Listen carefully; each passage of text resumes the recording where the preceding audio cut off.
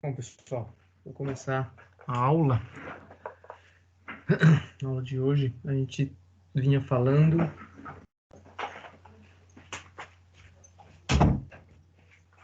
sobre os tipos de controlador, né? Falamos de 3 tipos de controlador. Deixa eu compartilhar aqui a minha tela.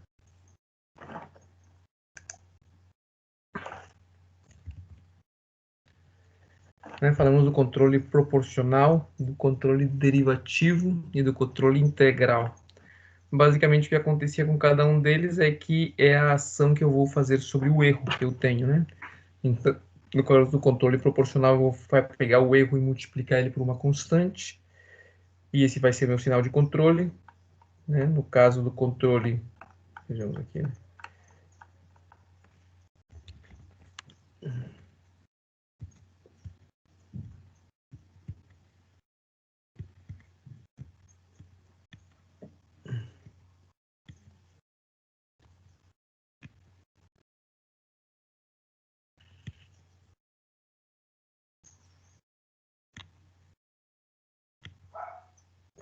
Aqui, ó, então, o erro no meu diagrama, ele é multiplicado por uma constante Kc, e esse é o sinal de controle que vai entrar a manipular a planta.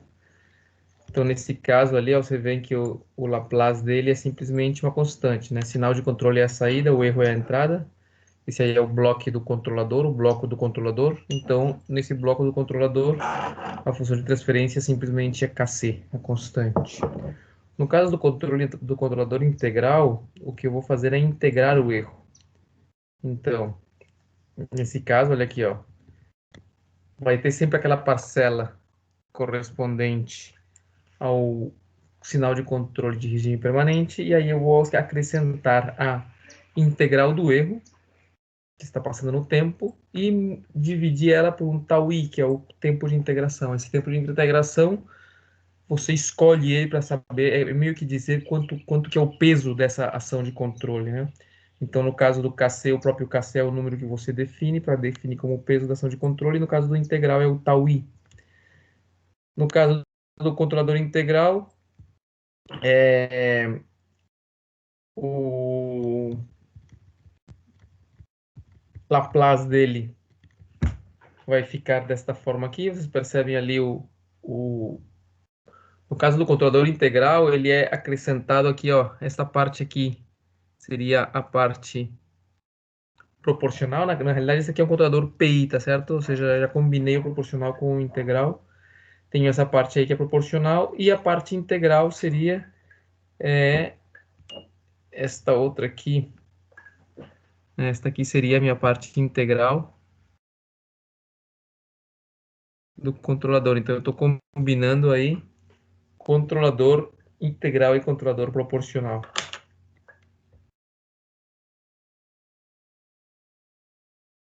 Muito bem. Se você reorganiza, né, se você faz o Laplace disso aí, lembrem que o Laplace da integral é simplesmente dividir por S. Então, eu teria aí essa expressão Kc fator de 1 mais 1 sobre tau IS. Ou, se você manipula ali, então, Kc fator de tau IS mais 1 sobre tau IS. O que acontece, então, no caso do erro, no controlador integral, no caso em que você tenha um degrau, tá certo? Na referência, né? O mesmo exercício que a gente fez antes, né? A gente analisou o que acontecia com o erro quando você tinha um degrau na referência. Então, vimos que no caso do controlador proporcional, ele, no tempo, no regime permanente, ele não conseguiria resolver o erro completamente, não conseguiria levar o erro a zero, sempre ia ficar ali uma banda, um offset, que seria um erro constante. O que acontece no caso do controlador integral? Esse controlador integral ele vai ficar trabalhando em função do erro até que o erro seja zero. Ele vai trabalhar até que esse erro seja zero. Qual vai ser a diferença ali na conta? Que vai aparecer um S dividindo, tá certo? Então aqui, ó, vocês veem que no caso do controlador integral, o que é a integral do erro? É a área debaixo da curva do erro. Então você tem aí essa curva, você percebe ali no caso de você ter um erro, o controlador integral vai ser, o trabalho dele, a contribuição dele vai ser proporcional à história desse erro. Então, ele vai ser, no caso ali, ó, a parte verde, né, no tempo T1, tá certo? Depois ele vai começar a subtrair a área azul, depois vai somar a área verde e assim por diante, né, até que o erro vá desaparecendo. Ok, falamos também do controle integral, que ele tinha esse problema de que ele era muito oscilante, e que para resolver isso, então, tínhamos o controle derivativo. Falamos que o controle derivativo, ele contribuía, então, aqui, ó, com tal D, agora a constante que eu vou aplicar ali é o tal D, é o parâmetro que eu posso mexer, e vezes a derivada do erro.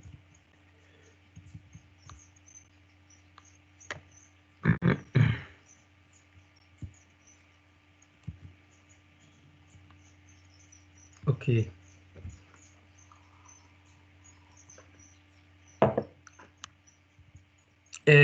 Veja lá, né?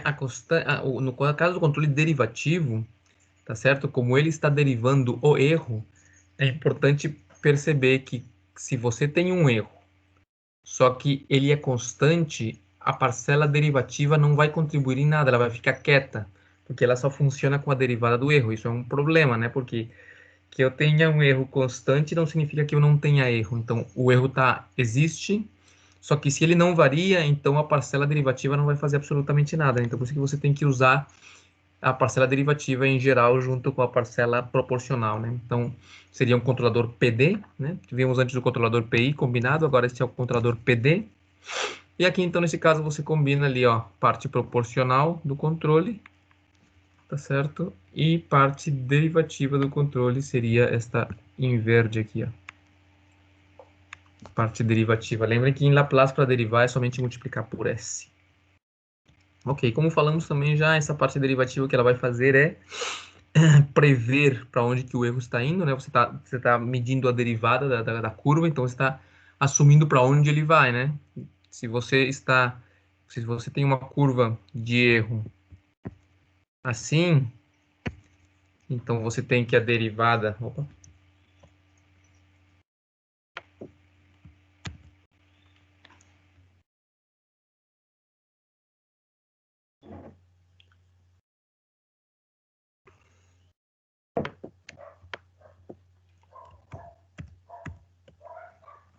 você tem uma curva de erro assim, ó, subindo no tempo, tempo erro, você pode, pela derivada nesse ponto, assumir para onde que o erro vai tender na sequência, no tempo seguinte.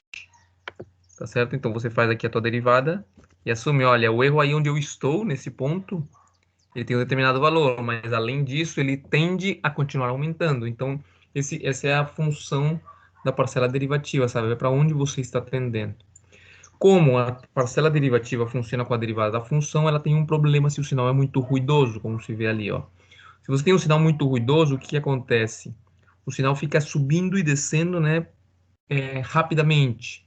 Porém, o que vai acontecer com a derivada? Quando o sinal está subindo, a derivada vai ser positiva. Só que quando o sinal está descendo, a derivada vai ser negativa. E se ele faz isso aí muito rapidamente, então o teu controle derivativo vai ficar uma bagunça, porque ele vai ficar trocando de sinal a cada instante, né? Muito rapidamente, e vai ser então um controle ruim. Caso isso aí aconteça, é bom então você usar um filtro para eliminar altas frequências. Um filtro que elimina altas frequências, a gente chama ele de um filtro passa-baixas, certo? Então, você primeiro filtra o teu sinal e depois você aplica então o controle derivativo para não ter esse problema aí de muita variação no sinal do derivativo e deixar a derivada muito variável de sinal.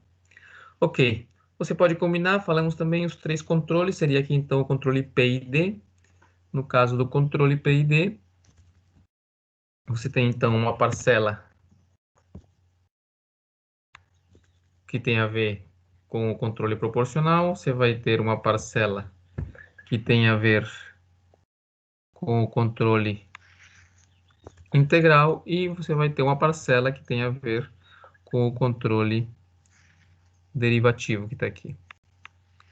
Né? Cada parcela dessa então vai contribuir, lembra, o valor do controle do ganho proporcional ele atua em função de quanto é o valor do erro naquele instante, a parcela integral em quanto que foi o valor do erro historicamente, ou seja, daí para trás, e finalmente a derivativa ela trabalha em função do quanto que será o valor do erro no futuro. Se você faz o Laplace disso aí, então temos esta aqui seria a função de transferência. Função de transferência do meu controlador PID. Lembra, esse daí, onde que vai essa função de transferência? Ó, sinal de controle de desvio e o erro. Então, lembrem lá, no meu diagrama de controle eu tinha a planta, o sensor, tá certo? Eu media e calculava aqui o erro de acordo com o que eu queria, e o que eu estou definindo aqui é isto, né? É o controlador. Este controlador aqui é o que vai aqui. Ele vai entrar com o erro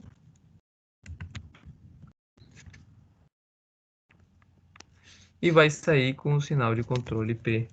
P'. Ok. Essa mesma expressão você pode representar ela de forma serial. Você pode pegar esses blocos ali, essa conta ali, e manipular ela e representar ela como o produto de três expressões aqui, ó, do KC, desta outro parêntese e deste outro parêntese. Então, esse bloco ali, que entra o erro e sai o P', que é o sinal de controle, que é o bloco que eu acabei de mostrar ali em cima, ele pode ser então dividido em três blocos em série. Tá certo? Então, o primeiro bloco seria este KC aqui.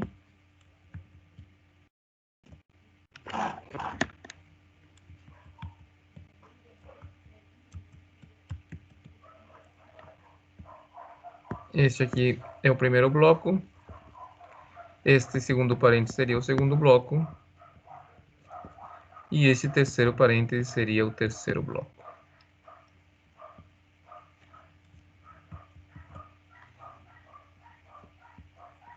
Tá certo? No caso anterior, da equação anterior, que está ali no quadro amarelo, aquela seria a versão paralela do sistema, né? Como seria a versão paralela do sistema, então? Neste caso, eu teria... Deixa eu ver aqui um espaço para poder escrever.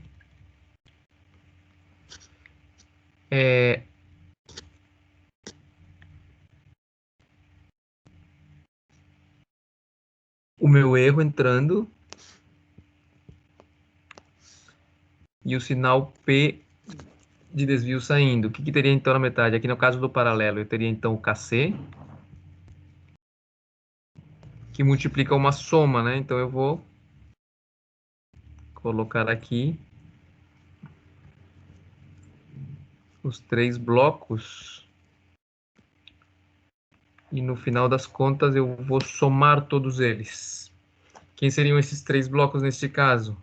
Nesse caso aqui seria, este aqui seria o meu primeiro bloco, este aqui seria o meu segundo bloco e este tal DS seria o meu terceiro bloco. Então eles estão somados e a soma deles é multiplicada por KC. Então o que está acontecendo aqui, né? Este aqui seria, só vou trocar de cor aqui, o meu primeiro bloco, este aqui o meu segundo bloco e este aqui o meu terceiro bloco. É a mesma coisa, tá? Entra o erro, sai o sinal de controle, só que na primeira forma aí do bloco amarelo que eu acabei de fazer, ele é um sistema em paralelo, e no segundo, que é a versão serial, então eu teria uns blocos em série. Beleza, aqui é uma questão importante. Olha, a parcela tal D sobre S, que é a parcela do controle derivativo, ela não é possível fisicamente. Lembram que para ser possível fisicamente, você tem que ter no denominador, pelo menos ele ser de ordem, né, maior. Ele, aqui, ó, no caso aqui, o numerador é de ordem maior que o denominador. Então, o que acontece? O que é feito? Em vez de usar tal D sobre tal ds sobre 1, o que se usa é tal ds sobre alfa tal ds mais 1. Vocês perceberam aqui, ó? Foi acrescentado este valor aqui. Sim, se você faz esse alfa tal ds, este aqui, muito pequeno, quase igual a zero, você vai ter o original, que era o tal ds mais 1. Então, o que se faz? Só que agora já aparece um S no denominador, então eu já tenho pelo menos S embaixo e em cima. Então, essa versão comercial, para ele poder ser fisicamente realizável, se utiliza com valores pequenos de alfa. Olha aqui, valores de alfa entre 0,05 e 0,2. Isso daí é para quê? Para que o sistema, a parcela derivativa, seja fisicamente realizável. Então, se não é feito isso, o que acontece aqui, ó, é que eu tenho um S no numerador e não tenho no denominador, então ela é fisicamente, não é possível ser realizada. Então a gente pode observar que cada parcela dessas aí, ela vai então contribuir de uma forma, tá certo? Então você tem um sistema, por exemplo, aí desse desenho ali, o sistema sem controle. Se você aplica um controlador proporcional, você vai ter um erro. Imagina aqui que no caso eu desejo que o valor desejado é o zero, tá? Esse aqui é o valor desejado.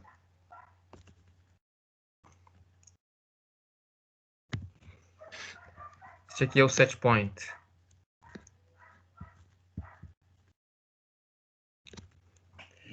Então, sem controle ele vai embora, com controle proporcional somente ele vai manter um erro aqui, ó, sempre vai ter um erro, que seria no caso este aqui. Se eu acrescento ao proporcional um integral, ele vai começar a tender para zero, só que vai ter uma oscilação grande. E finalmente, se eu aplico o P e D, ele vai tender para zero com uma oscilação pequena. De acordo? Ok. Eu estou aqui. Muito bem. Então,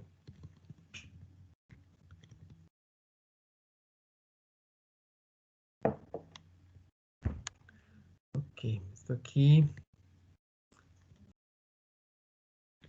Então, esta questão aqui, ó, o que acontece? Então, nós temos agora um controlador, de acordo? Se a gente usa um PID, onde eu tenho então que definir quais são os valores de KC, tau I e tau D, tá certo? E essa parte é o que a gente chama da sintonização do controlador.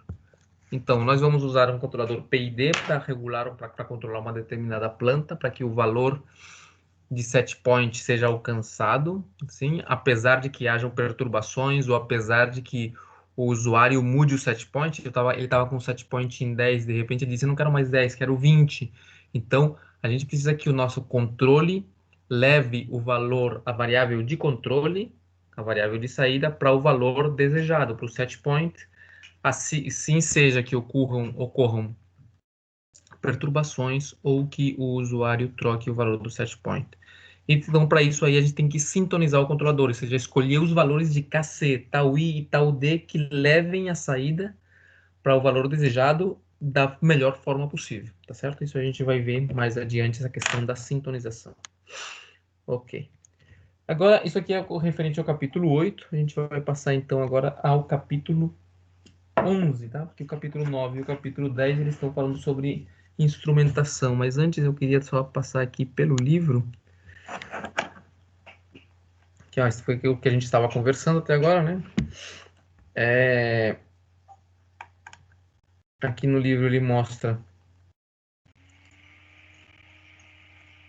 aqui ó, esse daqui seria o meu controlador em paralelo, tá vendo lá, ó, entra o erro, tem uma soma, você pode trocar, né, a multiplicação, ela é comutativa, então se esse cacete está na frente ou se ele está atrás, dá na mesma, né? Simplesmente eu estou multiplicando. Então eu tenho ali a parcela proporcional, a parcela integrativa e a parcela derivativa em paralelo. Então eu pego o erro, multiplico por todas elas e somo os resultados, e o resultado de tudo isso multiplico pelo KC, tá certo? Ou na forma serial, então o que eu tenho é esta representação aqui do meu PID. De acordo? Aqui a questão que nós acabamos de dizer sobre a questão de que o sistema derivativo não é realizável, então é acrescentado aquele alfa ali, para que eu tenha um S também no denominador, só que é alfa de valores bem pequenos, de tal forma que o erro introduzido ali seja mínimo. Ok? Isso então é com relativo ao capítulo de número 8. O capítulo de número 8 a gente vai deixar até aí, então, né? Até a sessão 8.2. Não vamos entrar aqui na sessão 8.3. Ok, na sequência, então, a gente vai para o capítulo de número 11, porque o capítulo 9 e 10 tem a ver com instrumentação, tá certo? Isso aí a gente já tem mais ou menos uma ideia. Vamos então para o capítulo de número 11. E é onde vamos aí fechando todo o nosso conhecimento para colocar tudo em um sistema de controle só, né? Tudo que é a planta, tudo que é o instrumento, vamos levando isso aí para um sistema só. Essa é a página 183.